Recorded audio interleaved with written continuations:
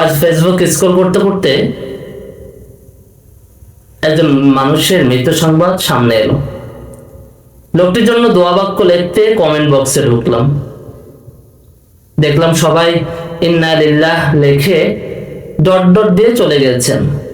ইন্না লিল্লাহি ওয়া ইন্না ইলাইহি রাজিউন কোনো লেখার সময়টুকু তাদের হয়নি। বিষয়টা আমাকে বেশ ভাবিয়ে তুললো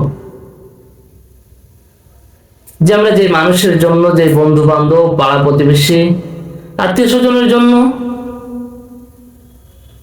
দিন রাত একাকার করে ছুটছি, নিঃশ্বাস বন্ধ হলেই আমার আপনার আর কোনো মূল্য নেই। এই যে দেখুন, আপনার জন্য ইন্না লিল্লাহ লেখার মতো সময়টুকু তাদের হাতে নেই, অথচ দেখা যাবে এই মানুষগুলোর জন্যই ঘন্টাকে ঘন্টা আমরা ব্যয় করে দিই। এটাই পৃথিবীর বাস্তবতা।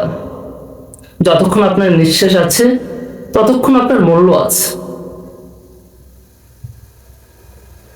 কিন্তু যে জিনিসটা আমার আপনার সকলের জন্য অনন্তকাল কাজে লাগবে, সেই পরকাল থেকে আমরা বড্ড বেখবর। তাই নিজের বিবেককে একটু জিজ্ঞেস করুন, যে পথে হাঁটছেন, যে পথে ছুটছেন,